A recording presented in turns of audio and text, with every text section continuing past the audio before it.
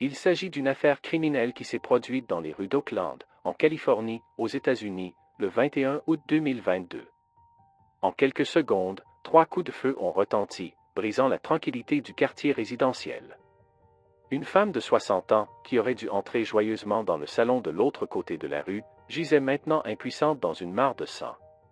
Son petit ami a survécu par chance, ayant réussi à se cacher à temps dans la voiture. Ensuite, il l'a prise dans ses bras, une main soutenant sa tête, l'autre essayant de stopper l'hémorragie. Elle a reçu 2 balles et a été emmenée à l'hôpital en urgence, mais n'a pas survécu et est décédée plus tard dans la soirée. La victime était une dentiste renommée originaire de Shanghai, nommée Shu Lili, abattue dans la rue, ce qui a choqué la communauté chinoise locale. Au début, tout le monde pensait qu'il s'agissait d'un accident dû à la mauvaise sécurité dans la région. Mais après enquête, il a été révélé que tout cela n'était qu'un déguisement pour masquer la méchanceté humaine, toujours imprévisible. Alors, que s'est-il vraiment passé? Vous regardez la chaîne Affaires criminelles réelles, où nous explorons ensemble les affaires les plus mystérieuses et les histoires les plus intrigantes. Comme d'habitude, avant de commencer la vidéo d'aujourd'hui, n'oubliez pas de laisser un like et de vous abonner pour nous soutenir. Maintenant, remontons le temps jusqu'en 2022 à Oakland, en Californie, pour revoir cette affaire pleine de conspirations. Le nom de la ville d'Oakland est dérivé de l'anglais oak, signifiant chêne, car la région était autrefois une belle forêt de chênes le long de la côte et de la baie de San Francisco. Même l'emblème de la ville est un chêne. La ville est située en face de San Francisco, séparée par la baie et reliée par l'un des ponts les plus longs du monde, le Bay Bridge. Dans le classement des villes les plus sûres et les moins sûres des États-Unis publié en 2022 par le site d'évaluation de crédit WalletHub, Oakland figurait en 8e position en partant du bas. La victime, Shu Lili, née le 4 août 1962 à Shanghai, était une dentiste et scientifique exceptionnelle. Elle a obtenu son diplôme de la faculté de médecine dentaire de l'Université de médecine de Shanghai et a travaillé à l'hôpital populaire numéro 9 affilié à l'Université de médecine de Shanghai pendant 9 ans. Le département de médecine dentaire de cet hôpital était l'un des meilleurs en Chine. Pendant son temps de travail, elle s'est mariée et a eu des enfants, menant une vie presque parfaite. En 1995, son mari a eu l'opportunité d'étudier à l'étranger aux États-Unis. Shu Lili n'a pas hésité à soutenir le rêve de son mari, et toute la famille a quitté Shanghai pour les États-Unis. Pour obtenir une licence de dentiste aux États-Unis, Shu Lili a dû recommencer à zéro. D'abord, elle a dû surmonter la barrière linguistique. Chaque jour, elle devait endormir son enfant avant de pouvoir étudier l'anglais. Ensuite, elle a suivi des formations professionnelles en dentisterie à l'Université du Pacifique et à l'Université de Californie à Los Angeles. En 1997, Shu Lili a obtenu son doctorat en médecine à l'Université de Californie et, avec son mari diplômé, a déménagé dans le quartier de Little Saigon à Oakland pour s'y installer. Little Saigon désigne les zones où se concentrent les Vietnamiens ou les personnes d'origine vietnamienne en dehors du Vietnam, généralement les quartiers résidentiels vietnamiens aux États-Unis. Le quartier de Little Saigon à Oakland est bien sûr l'une des plus grandes communautés vietnamiennes locales, un quartier commercial célèbre et un lieu de concentration de la population asiatique. Outre les Vietnamiens, il y a aussi de nombreux Chinois. Après son arrivée, Shu Lili a découvert qu'à l'étranger, les compatriotes partagent une proximité indescriptible et qu'il est facile de communiquer avec eux.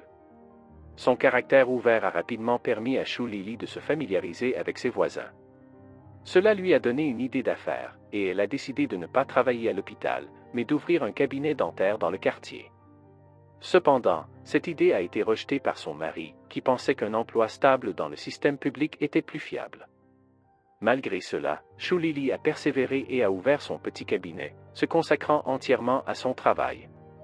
Grâce à ses compétences techniques élevées, à son service chaleureux et à des prix raisonnables, le nombre de clients a augmenté de jour en jour. Cependant, des problèmes conjugaux ont commencé à surgir, avec des disputes fréquentes. De plus, son mari voulait retourner en Chine pour y développer sa carrière, ce qui a finalement conduit à leur séparation.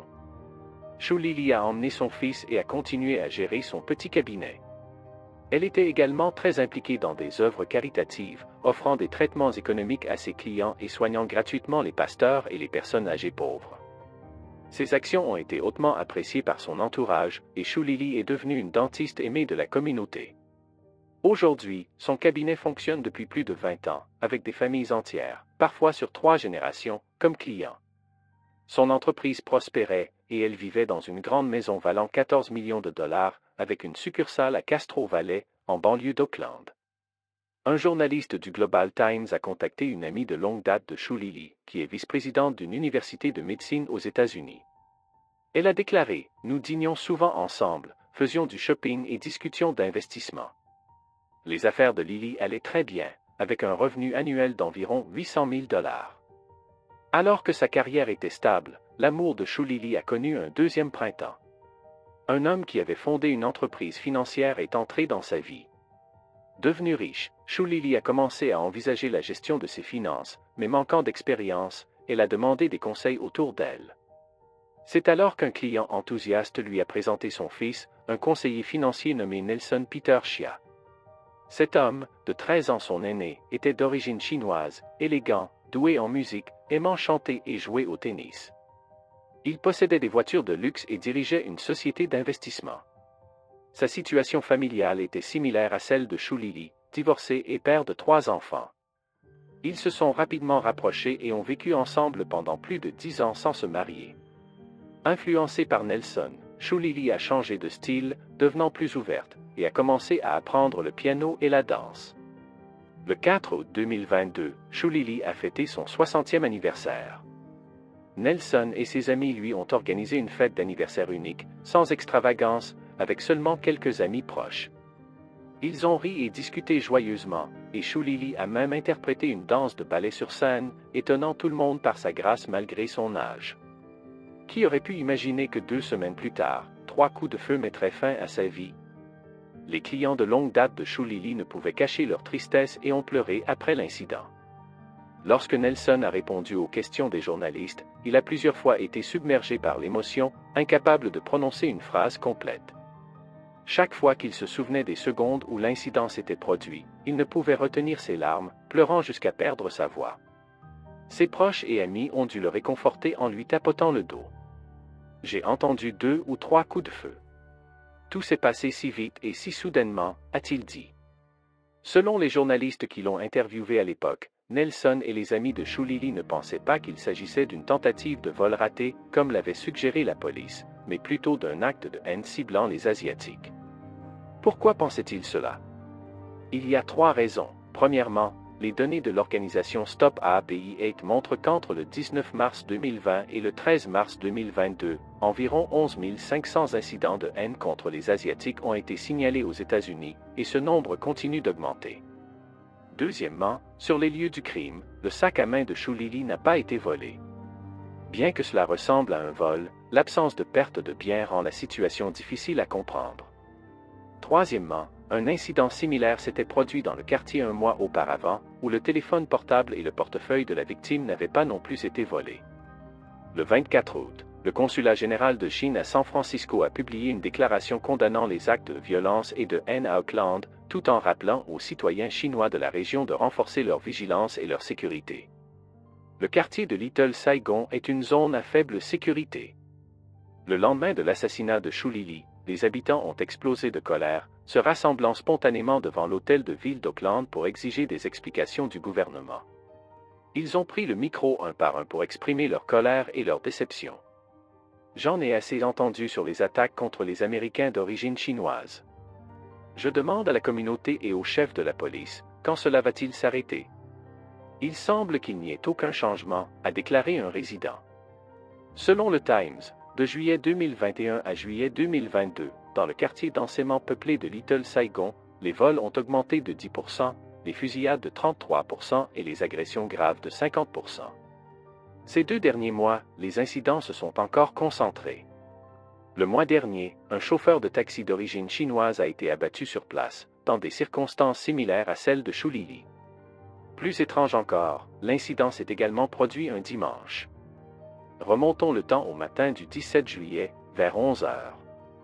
Feng Jianhua, un immigrant de Hong Kong, était assis dans sa voiture, attendant une commande sur une plateforme de livraison. Soudain, 2 hommes ont ouvert la porte du conducteur et l'ont forcé à sortir. Après que Feng a refusé, des coups de feu ont retenti.